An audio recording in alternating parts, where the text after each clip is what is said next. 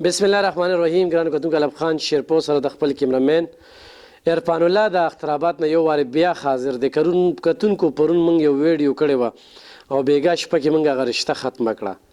هغه رشته چې په 35,000 روپو کې یو ماشوم د یو ځنګل نه راخلاصه کړه. د دغه مور مجبوري وه ځکه چې لور ورته کنډمه پرته وه.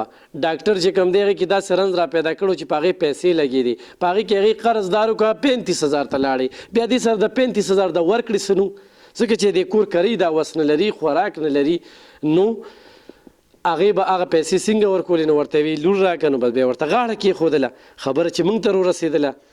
او بیا هغې شرط او نور څه لکه جامه پیزار یا بل څه هېڅ شی نور نه منل.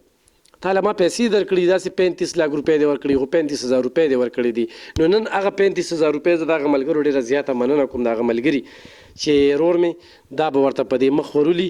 او زه درته د مبارکي در کومه چې دا ونیسه او هغه ماشومه چې کومه ده هغه بچی هغه پاتې شوه. څه وایې په دې موقع؟ زه په دې موقع دا وایم چې زه د هغه وروڼو زه ډېره مننه کوم. زه د هغوی ډېره شکریه ادا کوم چې زما یتیمه لور هغوی د هغې کافرو د ظالمانو نه راخلاصه کړله. هغوی ما له دوباره دا دمکیم راکړه چې یاره ته د ښځې ما چې یاره ټیک ته زه به دا لور درکړم، زه به انکار ونه کړم. ښه که زما د دې لور د پاسه سبا تاسو بله کوئ ویل چې دا لازمن ده چې موږ به کوو، موږ به کوو، ته هېڅ هم دی کې نشي کولی. ما چې تاسو کوئ زه د دې نه انکارې کېږم. هغې ډېرې زیاتې خبرې مبرې هر څه کول. بیا یې ما ته ویل چې یاره د اختر په 2 او 3 شپه موږ درځو چې دا پیسې تا موږ ته تیارې کړي. ما زه به د رب نه سوال کوم، زه دوی له لاړم.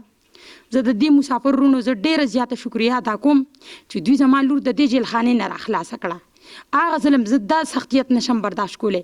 ما به هغه ظلم څنګه برداشت کوو چې زما د لور د پاسه بله راختله، ما به هغې سره څه کول؟ زه خو په خپله بې سره یم، بې درم، بې وره. ما د نن د هغې شیشې درک هم نه لګي. هغه خدای بجلي ده 11 ورځې ما داسې تېرې کړې چې دوی زما لپاره اواز اوچت کو.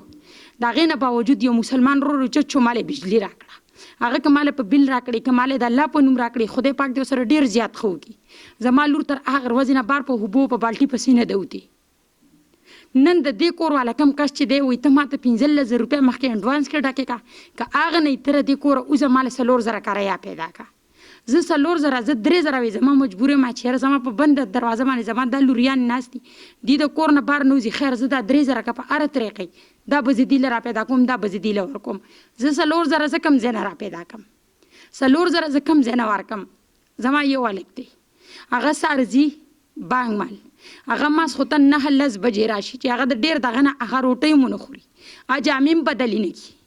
هغه پرون په داسې حالات کې تللی دی. 3,000 روپۍ زما نه 3,500 ما نه ګاډي والا اخیستی. زما غریب ورور اوچت شوی دی، د کټوۍ کار کوي، د بل په هوټل کې لګیا دی. هغه ورکړي دي. هغه ګاډی تقریبا هغه ځای نه څه 12-12 بجې وې چې دغه شان ته راووتل. هغې ډېر کېناستل، پاڅېدل، وایي یاره تاسو چې تاسو روټۍ زما روټۍ زه نه چېوله راغلم، زه نه خبره ختمه شوه که بلکل ختمه شوله. صحیح ده. هغه کسان له دا دغه پیسې زه ورولم، پیسې ورولي، صرف هغوی له یقین ورکړه چې خبره ختمه بس ختمه ده. دی به نه ورکړې نوره. نه نه نه نه چې په سرو کې م راته اوس نغاړي که نه، زما په درسته کلمه باندې قسم دی چې زه لور نه ورکوم. اوس نور څه خواهش دی؟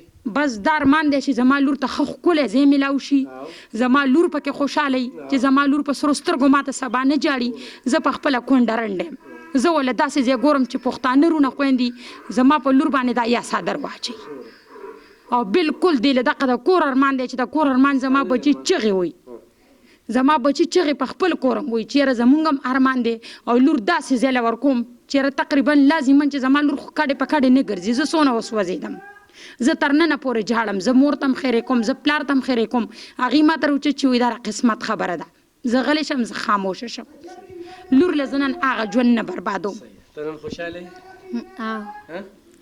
دوا کوه هغه ورور ته ښه؟ صحیح ده. ته په رضا ورکړې شوې وې که نه؟ د امي په رضا. مجبوري وه که څه مجبوري وه؟ دغه مجبوري وه چې تاسو ته یې ټول هر څه وویل. پیسو؟ صحیح. ښه اوس ته وایې چې موږ له ځای څوک واخلي؟ زما رور جانه بس ما خو تا ته په هغه ورځ هم ویلي چې زه په چغو چغو باندې جاړم چې زما دا ور هېڅوک هم نه پېژني. د څه په وجه؟ صرف د غریبۍ په وجه، صرف د بېوسۍ په وجه. دا زوی دی والله زما را واده راکوېدنې نه دی، دا زه ارمان نه لرم چې زه پردۍ دروازې ته ودرېږم وایي ستا څه خسره ده وایي تاله زه څه له درکړم تاله زه پردۍ جونګړې له درکړم د څادرو څنډم زه را روانه شم زما رونو زما دا یو ارمان پوره کوي زه جاړم زه په چغو چغو جاړم چې زما یو ارمان پوره کوي مال خپل در پیدا کړي الله بخیر کی الله بخیر کی کتونکو ډېر زیات خوشاله نن هم د یو افغاني نه چې کوم دی دغه بچی خلاص کړه او د دې نه پس د هغوی کور جوړېده نه ځکه چې خبرې صرف د 35,000 روپو وي چې پیسې یا راکړه یا جینۍ راکړه خو چې په ښه نیت باندې کوله نو بیا ټیک وه خو هغه ظالمتوب کو او زه د هغه ملګري ډېر زیات مننه کوم چې نن د دوی دغه مسله حل شوه ګینې څوک چاله 1,000 روپۍ هم قرض نه ورکوي دا در په در ګرځېدلې وه دا ډېره ګرځېدلې وه چې پیسې یو ماله څوک په سود راکړي نو چې په سود یې ورکولې نو بیا به بله لانجه وه زمونږ در ته ورسېدلی موږ تاسو ته وړاندې کړه د خپل رب ډېر خوشحاله وم نه په دوی احسان کوم نه په تاسو احسان کوم نه تاسو په مې احسان کوئ او نه په دوی باندې د دوی دا مسله چې کومه ده انشاءالله حل شوه او مخکې به ځو چې دوی له ځای واخلو د دوی خپل کور شي او څه روزګار یې شي دا به ډېره ښه وي په خپلو دعاګانو کې مې یاد ساتئ زموږ په دعاګانو کې ډېره مننه